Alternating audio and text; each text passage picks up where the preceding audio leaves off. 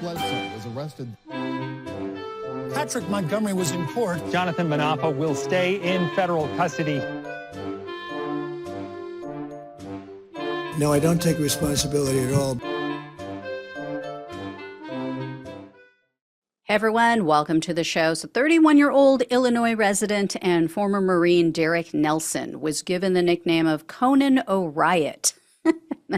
That was given to him by the sedition hunters because he looked like an angry ginger dressed in colonial clothing on January 6th, looked like an angry Conan O'Brien. So anyway, Nelson had a respirator and goggles with him that day.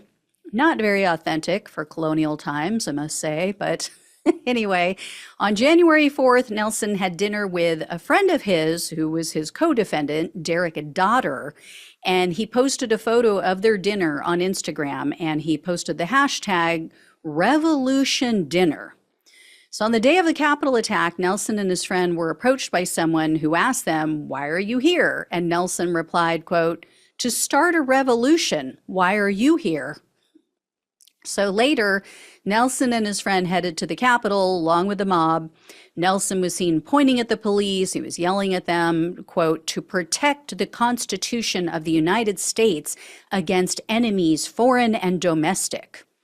So sometime later, Nelson put on his goggles and his respirator, and he was seen charging up a flight of stairs after the mob had broken through police lines. And at one point, he came face to face with an officer who was all by himself. The officer was holding a riot shield trying to protect himself from the mob. So Nelson grabbed the shield with one hand, and he lowered his shoulder and he slammed his body into the shield. So that caused the officer to drop the shield, and then Nelson and another man picked it up, and then the other guy charged forward with the shield. Nelson followed.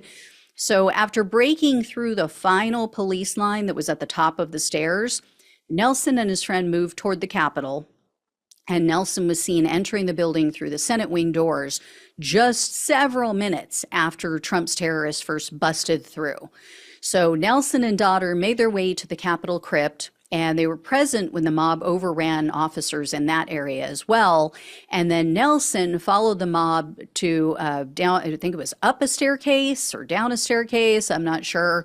But basically he was yelling, you know, or they were yelling, the crowd was yelling, "Who do they work for?" And then Nelson was pumping his fist in the air and he yelled, "Us." So when they reached the next level, Nelson and his friend walked through various parts of the building. They ended up outside the House chamber. And Nelson was seen and heard on video saying, quote, "Heard 'em. We heard 'em, boys." And then his friend replied, quote, "We stick with our guys. We're good." So a short time later, Nelson moved toward the front of the mob, and right after, they successfully shoved officers out of the way to reach the chamber doors. So the police eventually deployed tear gas into the crowd, but Nelson and his friend put on their goggles and their respirators again, so they were good. But they did leave the area a short time later, and then they headed back to the Capitol Rotunda. And then they finally exited the building a little after 3 p.m. So an arrest warrant was issued for Nelson, and so he self-surrendered on October 4th of 2023, and he was charged with entering a restricted building or grounds, 2 counts of disorderly conduct, and parading or demonstrating in a Capitol building. In March of 2024, he pleaded guilty to the charge of entering a restricted building or grounds, which is one of the more serious of the felonies. So he faced up to 1 year in prison, 1 year of probation, and $100,000 in fines.